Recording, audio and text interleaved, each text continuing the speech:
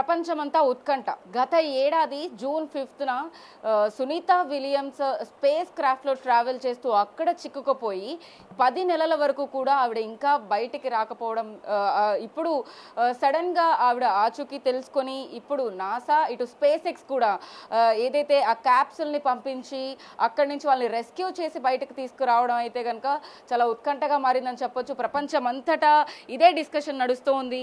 అయితే ఇప్పుడు సునీత విలియమ్స్ ఎన్ని గంటలకు ఆవిడ చేరుకోబోతున్నారు, అక్కడ ఏం కనుగొనున్నారు, ఇన్ని నెలల పాటు ఎలా సర్వైవ్ అయ్యారు, అసలు ఒక సైంటిస్ట్ మనతో మాట్లాడడానికి ప్రస్తుతం జాహ్నవి ఉన్నారు. ఆవిడని మరిన్ని వివరాలు అడిగి తెలుసుకుందాం. చాలా మందికి చాలా డౌట్స్ ఉన్నాయి. అసలు ఆస్ట్రోనాట్స్ పైనకి వెళ్ళిన తర్వాత ఏం చేస్తారు, అక్కడ ఎందుకు ఇరుక్కుపోవాల్సి వచ్చింది, ఇటు సునీత విలియమ్స్తో పాటు డచ్ విల్ నాట్ కూడా అక్కడే ఉన్నారు కాబట్టి వాళ్ళిద్దరిని రెస్క్యూ చేయడానికి ఎలాంటి రెస్క్యూ ఆపరేషన్స్ చేశారు అనేది కూడా ఆవిడ మాటలో అడిగి తెలుసుకుందాం. Hi, hello Jahnavi. యాక్చువల్లీ ఇప్పుడు అందరి నోట్లలో కూడా ఎక్కడ చూసినా, ఏ లైవ్ చూసినా కూడా మొత్తం నాసా వైపే ఉంది, ఇటు సునీత విలియమ్స్ వైపే ఉంది.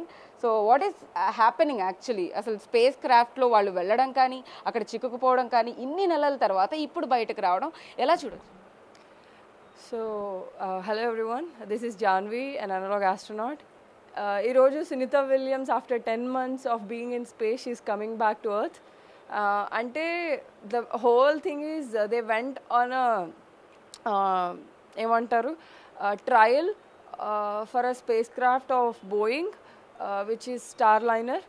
ఆ స్పేస్ క్రాఫ్ట్ని టెస్ట్ చేయడానికి they went to space, Butch Wilmore and Sunita Williams. వాళ్ళిద్దరూ స్పేస్కి ఒక 9-day మిషన్ మీద వెళ్ళడం జరిగింది.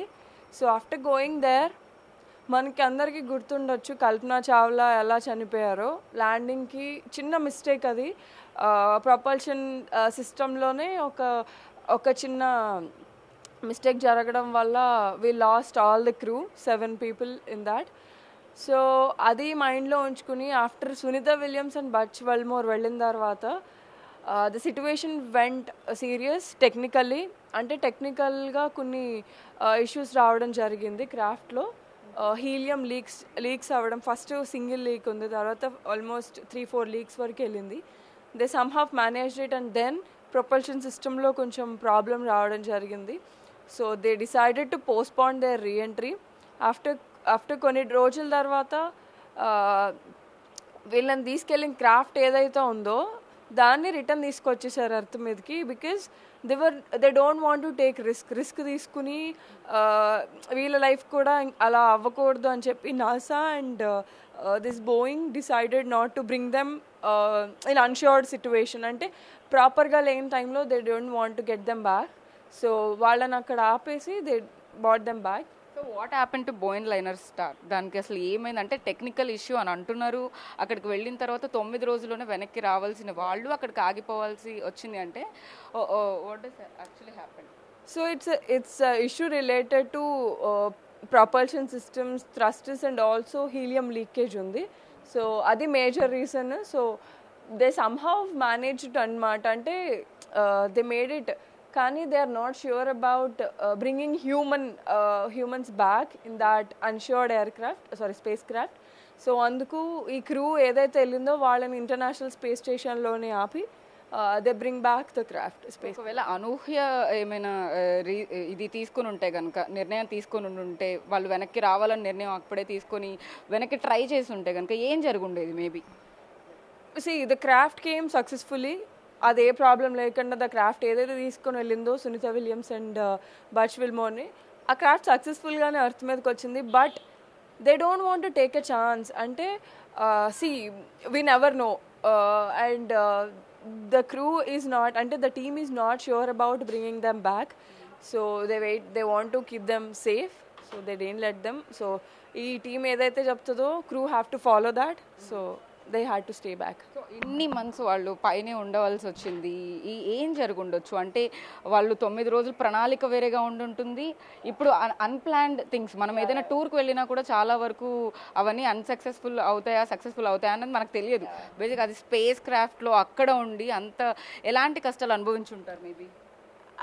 I'm seeing people saying అంటే నేను చాలా న్యూస్ మీడియాలో చూస్తున్నా దట్ వాళ్ళు చిక్కుకుపోయారు కష్టాల్లో ఉన్నారు and they were crying and lot of misinformation is passing around కానీ it's like a home అంటే we are having a house in zero gravity అంతే but we have limited resources of course మనం ఒక 9-day plan వేసుకుని extra 5 days ఉంటేనే will have that discomfort అలాంటిది వాళ్ళు 9 days అనుకుని వెళ్ళి they are there in almost 10 months so international space station have reserved food మాట 6 monthsకి సరిపడా ఫుడ్ ముందే వాళ్ళు స్టోర్ చేసుకుని ఉంచుకోవడం అంటే రేషన్ డివిజన్ అనేది ఉంటుంది కదా రేషన్ డివిజన్ కూడా ఏమంటారు అడ్జస్ట్మెంట్ చేసుకుని they handle it somehow so I don't think అంటే నేను ఆమెతో లైవ్లో ఉన్నప్పుడు కూడా when she is in international space station she never mentioned that she's suffering or doing so she happily did her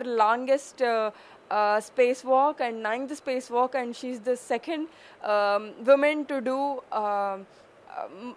అంటే ఎక్కువ సార్లు ఇంటర్నేషనల్ స్పేస్ స్టేషన్ నుంచి బయటికి వెళ్ళి స్పేస్ వాక్ చేసిన ఆమెలో పెగ్గీ విన్స్టన్ తర్వాత సునీత విలియమ్సే ఉన్నారు and she is from an Indian roots and that is very proud thing for every one so I believe ఈ 9 months అండ్ 10 months వాళ్ళకి చాలా హెల్ప్ అయింది వాళ్ళు ఏదైతే రీసెర్చ్ మీద వెళ్ళారో డెఫినెట్గా వాళ్ళు దాన్ని ఎక్స్టెండ్ చేసి మంచి రిజల్ట్స్ని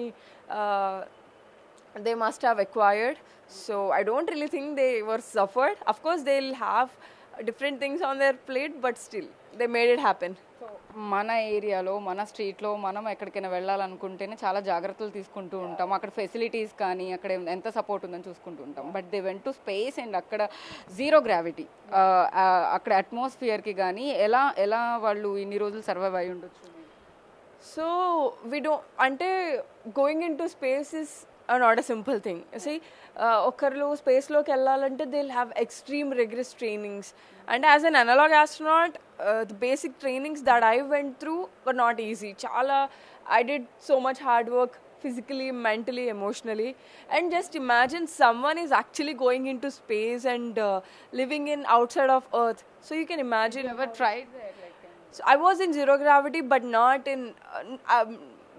in complete zero gravity or just fly or float and ఎలా ఉంటుంది ఆ ఫీల్ ఎలా ఉంటుంది definitely it's an I can't really express that but it's a whole new different feeling అంటే ఇప్పుడు మనం వాటర్ లోపల ఉన్నప్పుడు కూడా we'll definitely feel such way just imagine ఆ వాటర్ లేకుండా గాల్లో ఉన్న ఫీలింగ్ వస్తుంది అండ్ వాళ్ళకి ముందే మజిల్ మెమరీ బిల్డ్ అవ్వడం కోసం హ్యూస్టన్లో ఒక స్విమ్మింగ్ పూల్ ఉంటుంది సో ఇంటర్నేషనల్ స్పేస్ స్టేషన్ గాల్లో ఏదైతే భూమి చుట్టూ ప్రతి 90 నిమిషాలకి ఒక రౌండ్ చుడుతుందో అలాంటిదే ఒకటి ఆ హ్యూస్టన్లో ఉన్న స్విమ్మింగ్ పూల్లో ఒకటి ఉంటుంది అన్నమాట అంతే సేమ్ యాజ్ ఇట్ ఈస్ పైన ఎలా ఉందో అలానే ఇంటర్నేషనల్ స్పేస్ స్టేషన్ ఒకటి వాటర్లో ఉంటుంది సో మన బాడీకి మజిల్ మెమరీ అలవాటు అవ్వడం గురించి కోసం ముందే మనం ఇక్కడ ఈ స్విమ్మింగ్ పూల్లో ట్రైనింగ్ తీసుకుంటారు ఏ ఆస్ట్రోనాట్ అయినా సో అలానే జీరో గ్రావిటీకి కూడా అలవాటు పడడానికి ఆ వాటర్లోనే ట్రైనింగ్ ఇవ్వడం జరుగుతుంది how did you saw Sunita Williams ఆవిడతో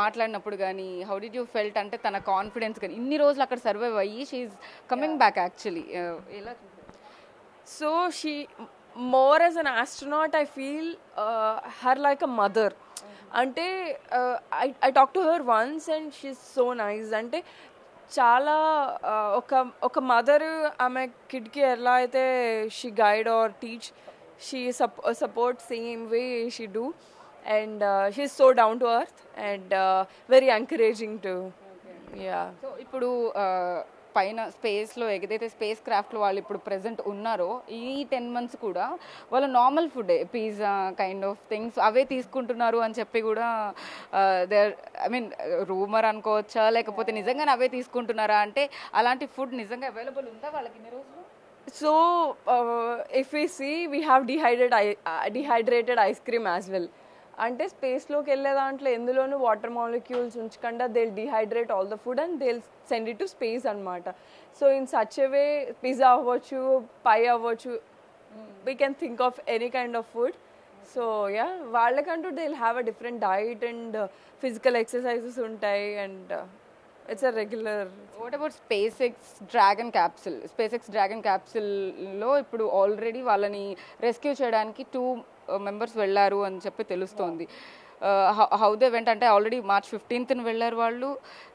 ఎట్లా తీసుకొస్తున్నారు వాళ్ళు, అంటే అంత కాన్ఫిడెంట్ ముందు నుంచి ఈ ప్రణాళికను రూపొందించారా, ఎలా వర్క్ చేశారు ఆ క్యాప్సిల్ మీద వాళ్ళు యాక్చువల్లీ? సో డ్రాగన్ క్యాప్స్యూల్ అనేది we are using it since years అనమాట. కొంచెం ఆల్రెడీ చాలామంది స్పేస్ ఎక్స్ నుండి వెళ్ళిన వాళ్ళు ఉన్నారు. Not space X but using space X craft చాలామంది క్రూ వెళ్ళడం జరిగింది. And we also use this dragon crafts for luggage మాట, అంటే గూడ్స్ అండ్ లోడ్ పంపించడానికి కూడా వీ యూజ్ దెమ్. ముందు వెళ్ళిపోయిన తర్వాత వెనకాల No, no, no. అంటే some times we go astronauts వెళ్తారు, some times only food, some times only satellites అలా.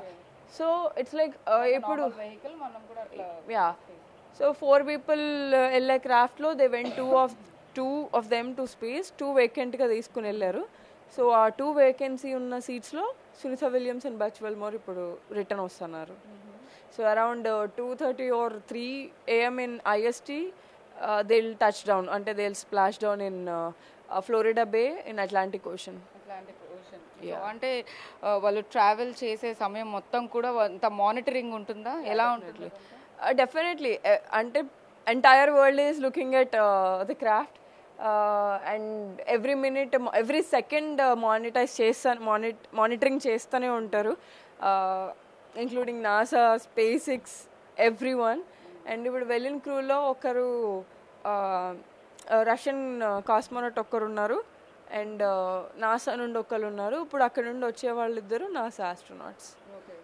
సో అంటే ఇన్ని మంత్స్ కూడా వీళ్ళు వాళ్ళని కనుగొనడానికి ఎంత సమయం పట్టింది, అంటే వాళ్ళు అక్కడ సేఫ్గా ఉన్నారా లేదా అని ఈ 10 months కూడా ఎలా తెలుసుకున్నారు యాక్చువల్లీ, ఆ ఇన్ఫర్మేషన్ ఎలా? అంటే వాళ్ళ whole journey is to reach international space station. అక్కడ రీచ్ అయ్యి అక్కడే ఉన్నారు. But when they are coming back they got some issue and they didn't want to use the vehicle that they went in. It's not like they lost in this entire space అన్నమాట. They were in a place that we created and they were అంటే అక్కడ ఆగిపోయి ఉండిపోయారు because the craft is not fine technically. What did they found, అంటే 9 months కోసం, I mean like 9 days కోసం వెళ్ళారు, అక్కడ ఏమి కనుగొనడానికి వెళ్ళారు, అది ఇంకా ఎక్స్టెండ్ అయింది కాబట్టి ఇప్పుడు ఏం కనుగొని ఉంటారు యాక్చువల్లీ? ఇన్ని డేస్లో చాలా మేజర్ థింగ్స్ అన్నీ చూసి ఉంటారు, ఎక్స్పీరియన్స్ చేసి ఉంటారు, మన ఎర్త్కి సంబంధించి అంటే ఎలాంటివి వాళ్ళు కనుగొని ఉండొచ్చు మేబీ. సో పీపుల్ 10 monthsని మనం ఎంత ఎక్స్ట్రీమ్గా చూస్తున్నాం, but there are astronauts who are there more than an year కన్నా ఎక్కువ రోజులు ఉన్న ఆస్ట్రోనాట్స్ ఉన్నారు, 400 days 500 days ఉన్నవాళ్ళు. So every mission has its own purpose అనమాట. When it comes to Sunita Williams, it's her second mission, అంటే సెకండ్ టైం మాట international స్పేస్ స్టేషన్కి వెళ్ళడం. And her mission was to test the Starliner spacecraft. So అందుకే they went in a short duration. And వాళ్ళకి తెలిసింది ఏంటంటే they have some issues with this thrusters and propulsion systems, so they decided, అంటే ఇప్పుడు అలా జరగడం వల్ల it's a very good thing. అంటే వాళ్ళు ఇంకా చాలా డెవలప్ చేసుకోవడానికి ఒక ఆపర్చునిటీ వచ్చింది బోయింగ్ వాళ్ళకి. And I really appreciate their decision of not bringing them back in an unsure air craft.